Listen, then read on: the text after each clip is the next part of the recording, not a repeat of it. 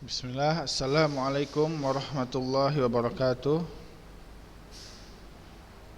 Waalaikumsalam Waalaikumsalam warahmatullahi warahmatullahi wabarakatuh. wabarakatuh. Alhamdulillah, wassalatu wassalam ala rasulillah wa ala alihi wa sahbihi wa man tabi'ahum bi ihsanin ila yaumiddin.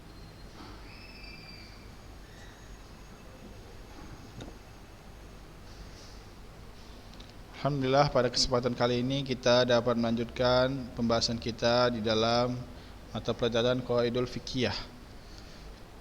Adapun pada kesempatan kali ini kita masuk pada halaman 54. Silahkan buka halaman 54.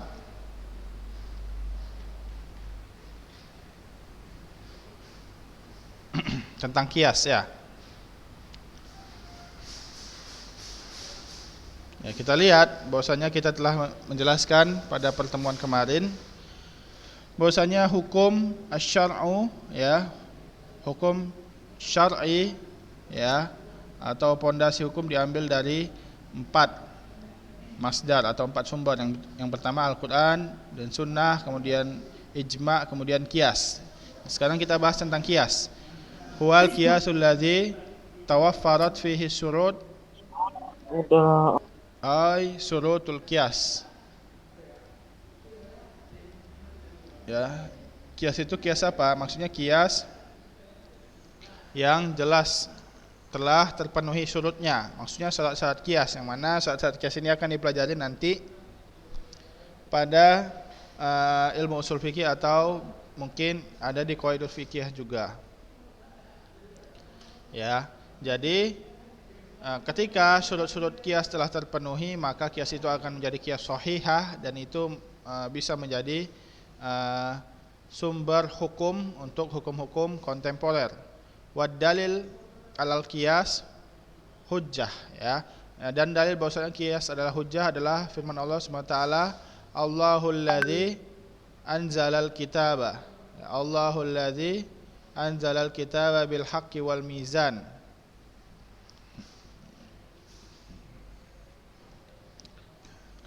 Ya, jadi Allah yang menurunkan kitab bil haqqi wal mizan. Ya, di sini ditafsirkan oleh para ulama bahwasanya mizan adalah ma tawazana bihi asya ya.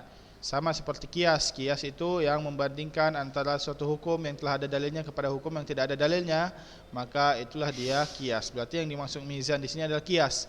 Berarti Allah membolehkan untuk menggunakan qiyas. Wa kadzalikal amsal alladzi yadribuhallahu fa inna jami'uha yaqumu ala qiyas. Dan begitu juga permisalan-permisalan pada hakikatnya semua itu adalah qiyas. Karena qiyas itu pada hakikatnya adalah menyamakan satu benda ke benda yang lain. Maksudnya menyamakan satu hal ke hal yang lain. Ya, begitu juga di dalam hadis ya.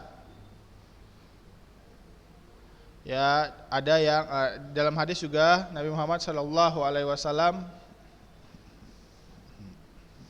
membolehkan untuk melakukan qiyas. Ya, maksudnya menjadikan qiyas itu sebagai sumber hukum.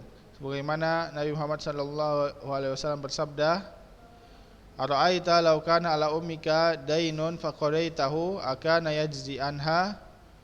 Qala na'am. Qala fadainullahu ahaqqa ayyuqda. Ya, lihat di sini, apakah ketika ibumu mempunyai utang, apakah kamu akan melunaskannya? Maka iya, dia menjawab iya. Maka begitu juga ya, utang terhadap Allah, maka itu lebih berhak untuk kamu tunaikan. Maksudnya kamu lunaskan. Berarti di sini ya, di sini ada penyamaan antara dain di sini. Berarti di situ adalah dalil dengan bolehnya mengkias, karena Nabi Muhammad SAW juga mengkias. Ya, begitu juga dalam hadis arba'in ya, zahaba ahlud dusur bil ujur. Siapa yang dah hafal hadis ini? Ustaz kali sini nilai. Ada yang dah hafal hadis arba'in sampai habis? Akmal tuh Ustaz, apal Ustaz, Akmal. Zahab alud dusur, cuman mal. Ya, Akmal coba. Sad, sekali itu Sad. Akmal Sad. Zahaba ahlud dusur bil ujur yusalluna kama yusallun. Oh, Yasumuna kama nasum. Coba. udah lupa Zat. Aduh, astagfirullahaladzim. Iya. Ya, nanti minggu depan dihafal ya. Jadi itu pada akhirnya jadi ceritanya gimana? Orang kaya Jadi itu Zat, yang orang yang miskin. orang kaya itu banyak Orang miskin. bersedekah. Jadi para fuqara dari kalangan sahabat itu komplain kepada Nabi bahwasanya orang-orang eh, kaya ini dia sholat seperti kami sholat, berpuasa seperti kami puasa, akan tapi mereka bersedekah, sedangkan kami tidak ada harta untuk bersedekah. Jadi mereka lebih utama. Maka Nabi menyebutkan bahwasanya di setiap perkataanmu ya, di setiap zikirmu itu semua adalah sedekah ya. Begitu juga semua hak yang kamu berikan kepada istri ya, baik itu hak lahir batin ya, maka itu adalah sedekah. Maka ada para sahabat yang bertanya, uh, iza uh, intinya seperti bahwasanya apakah ya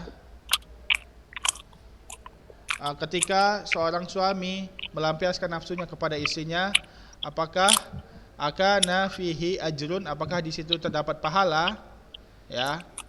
Nah, maka Nabi Muhammad sallallahu alaihi wasallam bersabda, ara'aita idza wada'taha fil haram kana lahu wizrun wa kadzalika idza wada'ta fil halal kana lahu ajrun ya. Nah, di sini Nabi Muhammad sallallahu alaihi wasallam mengkiaskan ya. Ya, ketika kamu melampiaskan nafsumu kepada hal yang haram, ya, yang wanita yang belum dinikahi, maka jelas itu berdosa. Maka sebaliknya sama juga, ketika kamu meletakkannya di tempat yang halal, maka itu berpahala. Paham ya? Jadi, di mana dalil kiasnya di sini? Siapa yang tahu? Apa Zat? Dalil bahwasanya boleh mengkias dari hadis ini.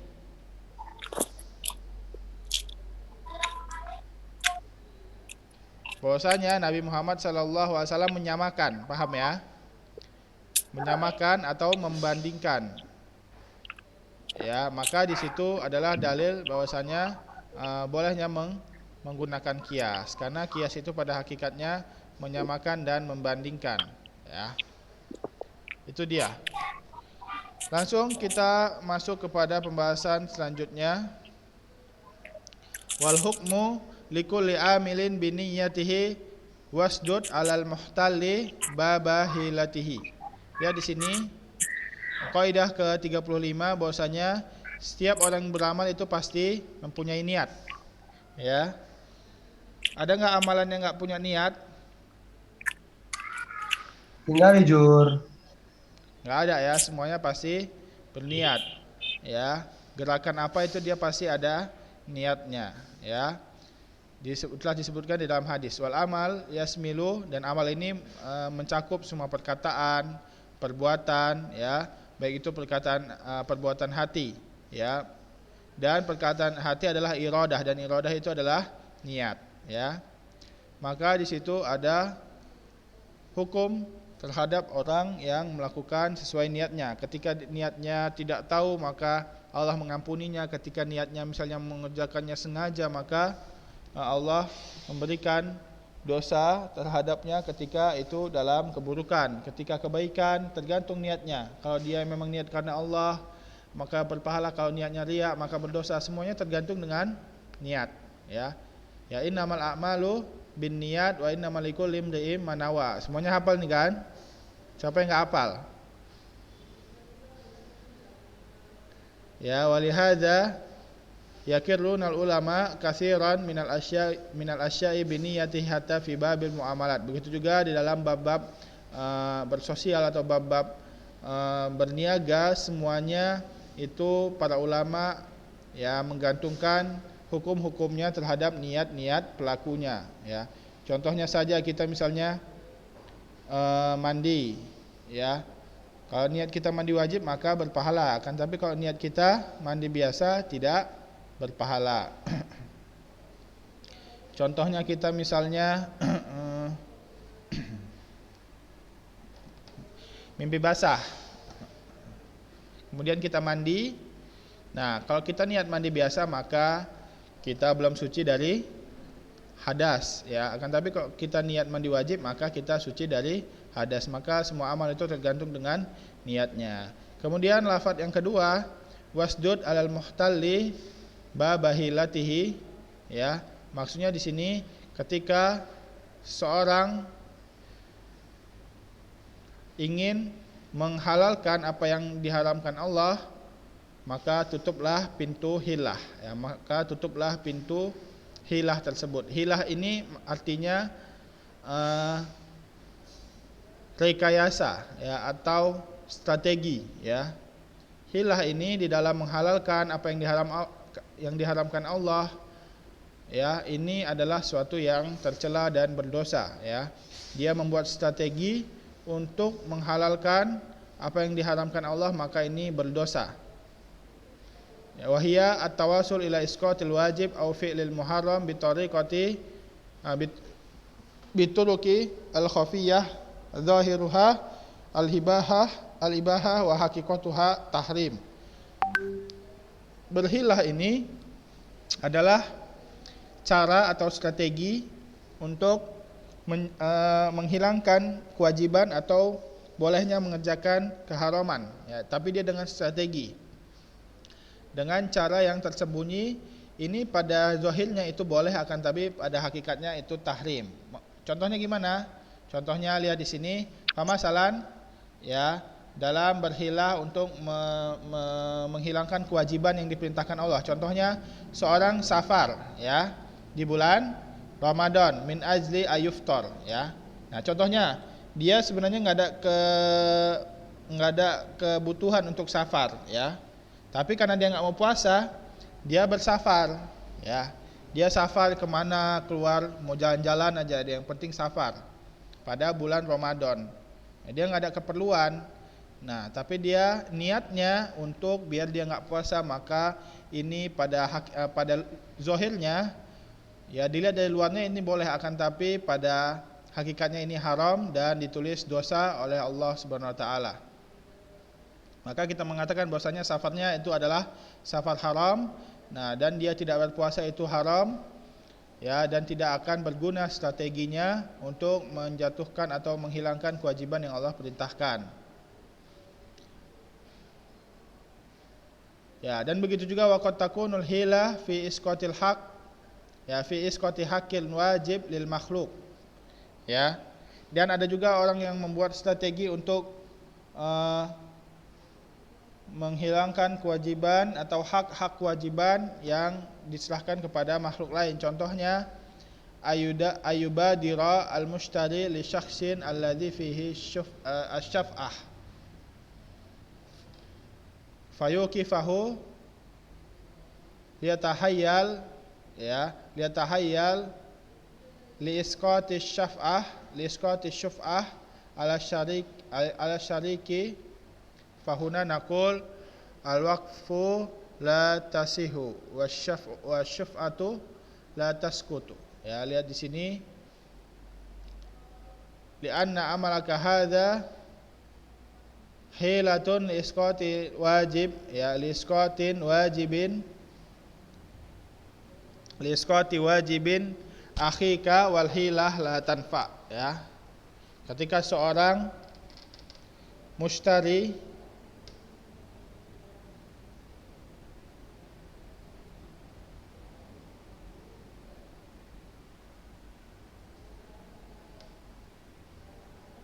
ya, ketika seorang membeli suatu barang dari perantara, ya, maka dia membuat strategi untuk agar dia tidak membayar lebih dan agar dia tidak membayar kepada perantara tersebut, akan tapi langsung ke penjual yang aslinya. Maka ini tidak boleh, ya. Dia strategi itu nggak boleh, karena ini memang sudah hak perantara. Maksudnya orang yang menjualkan itu mempunyai hak dia untuk jasanya atas mengiklankan atau mendistribusikan barang, ya. Akan tapi dia membuat hilah agar tidak agar si perantara ini tidak dapat haknya, maka ini berdosa, ya. Begitu juga ketika ingin melakukan keharaman, maka ada orang-orang yang membuat hilah di situ. Contohnya di dalam riba, ya, di dalam bab riba. Ketika seorang mau menghalalkan riba, maka di situ ada hilah.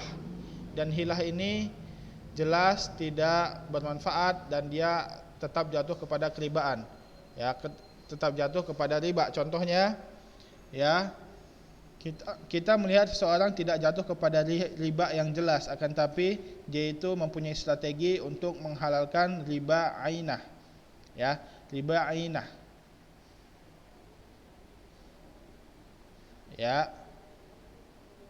Contohnya, bi an yabi as-sul'ah bimi'atin, ya, ila ajalin summa yashtariha bisamanin nakdan. Ya, contohnya ada dua orang nih. Dia punya barang, misalnya dia punya apa, ya? Punya pulpen. Si A punya pulpen, mau dijual ke si B, dia jual dengan harga 100.000, akan tetapi nyicil. Si B ini nyicil kepada si A. Tapi barangnya, pulpennya langsung dikasih ke si B. Nah, setelah dikasih, mereka belum berpisah, si A ini membeli lagi pulpen yang udah dijual tadi ke si B dengan harga 80.000, tapi tunai. Jadi, ya, gimana? Jadi pulpennya ini tetap ada di tangan si A, akan tetapi pada hakikatnya si B ini masih mempunyai utang 100.000 untuk dicicil. Paham, ya? Nah, berarti dia sama saja minjam uang, ya. Minjam uang 8.000 tapi 80.000, akan tapi bayarnya 100.000. Paham? Kurang paham, Ustaz. Kurang paham tentang hilah riba ini? Ya, Ustaz ulangin lagi, ya.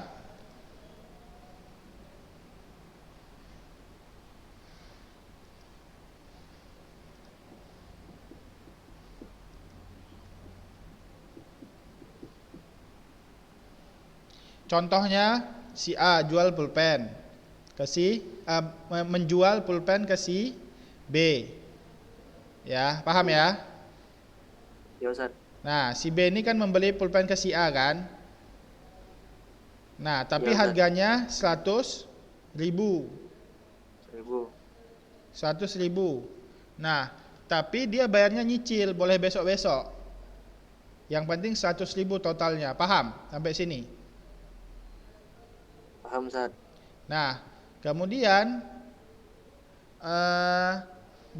mereka belum berpisah, kemudian ada akad baru, yaitu si A membeli lagi pulpen yang barusan dibeli si B, tapi dengan harga 80.000, ya, lebih murah, ya, 80.000 tapi tunai. Uangnya langsung dikasih ke si B, 80.000 itu, dan pulpennya kembali ke tangan si A. Paham sampai sini? Yang pertama tadi belum siap utangnya, Ustaz. Iya, dia belum bayar 100.000. Ya, paham, ya? Oh, Dia belum iya, bayar Ustaz. 100.000, tapi si A ini udah membeli lagi pulpen yang udah di tangan dia, padahal belum lunas tadi kan 100.000-nya, dengan harga 80.000. Ya. Pulpennya kembali ke tangan si A. Jadi, pada hakikatnya si B ini minjem uang 80.000, 80.000, tapi dia bayarnya 100.000 nyicil. Paham? Paham, Ustaz, paham. Nah, itulah dia hakikat riba. Pada zahirnya kita lihat itu cuma jual beli biasa, ya kan? Tapi mereka sebenarnya membuat strategi untuk menghalalkan riba, yang mana pinjaman itu tidak boleh ditambah atau dengan bunga. Itulah dia yang dilakukan oleh orang-orang Arab pada zaman Nabi Muhammad SAW untuk menghalalkan riba. Maka Nabi melarang untuk jual beli seperti ini. Itulah dia hilah, ya.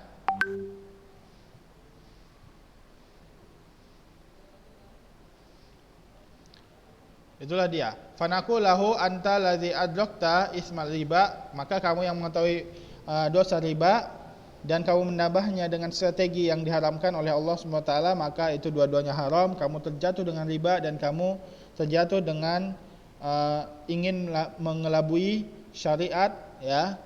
Ya, maka itu makin bertambah dosanya, ya.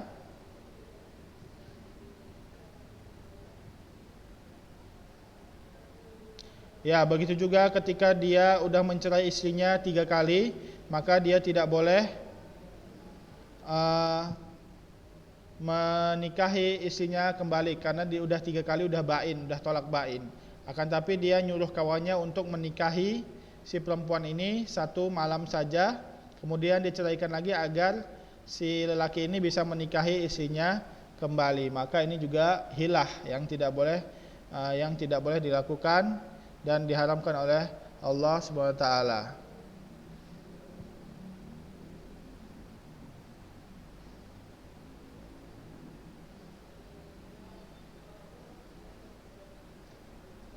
Ya, itu dia tentang bait yang ke-35 tersebut, ya. Kemudian lanjutannya, fa innamal a'malu binniyat fa innama likulli imri'in fa innamal a'malu binniyat kama ata fi khabari thiqat, ya. Lihat di sini, karena sesungguhnya setiap amal itu tergantung niatnya, ya,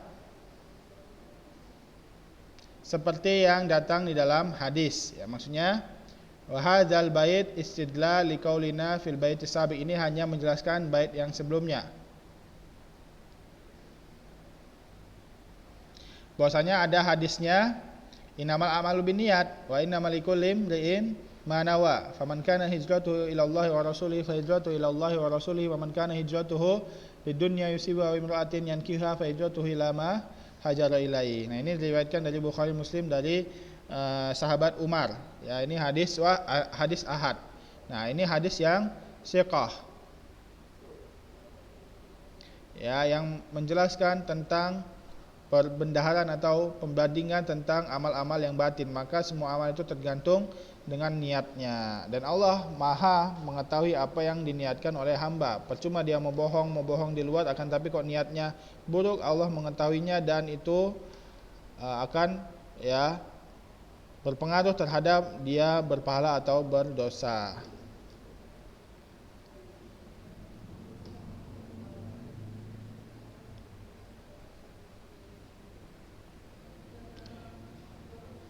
Nah, kalau innamal a'malu binniyat, ini adalah hadis yang menjelaskan tentang amal yang batin, ya. Karena semua amal batin itu harus tergantung dengan niatnya, karena niat ini batin, ya, tersembunyi, tidak ada yang mengetahuinya kecuali dia dan Allah Subhanahu wa taala, ya. Dan adapun hadis man amila amalan laisa alaihi amruna fawaradun, itu adalah amal yang adalah hadis yang menghukumi tentang amal-amal yang zahir, ya. Kalau tidak sesuai dengan Nabi maka tertolak, ya. Begitu juga niat, kalau tidak hanya kepada Allah maka tertolak, atau dia niatnya berbeda dengan apa yang zahirnya maka itu tertolak. Dan dua-duanya ini adalah timbangan yang mana ini adalah syarat diterimanya amal, ya, ikhlas dan mutaba'ah dengan innamal a'malu binniyat dan man amila amalan laisa alaihi amruna fawaradun.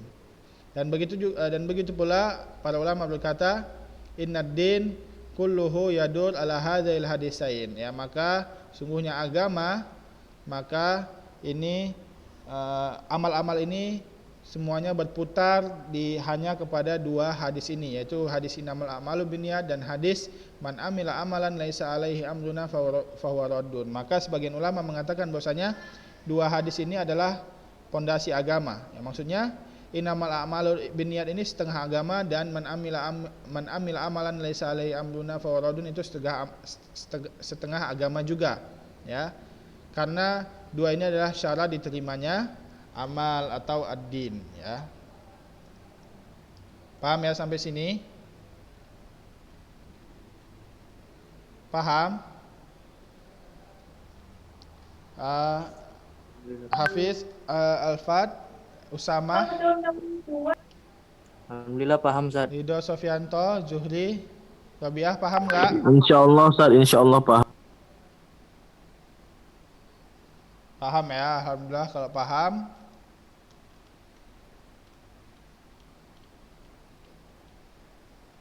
Ya, adapun untuk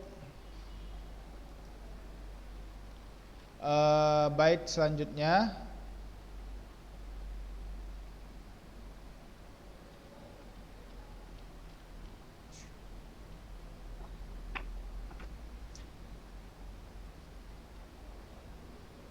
ini akan dilanjutkan pada pertemuan minggu depan dari kaidah ke 36 ini ya.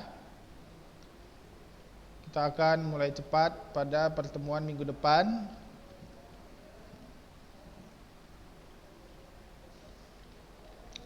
Ya, karena kita mengejar materi juga.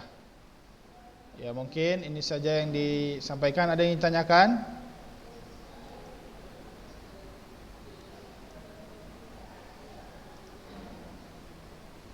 Ada yang ditanyakan?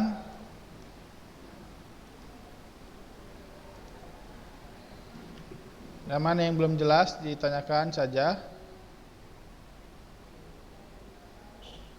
Jelas semua? Kalau jelas, kita tutup dengan doa kafaratul majelis. Subhanakallahumma wa bihamdika, asyhadu an la ilaha illa anta wa astaghfiruka wa atubu ilaih. Wassalamualaikum warahmatullahi wabarakatuh. Waalaikumsalam warahmatullahi wabarakatuh. Waalaikumsalam warahmatullahi wabarakatuh.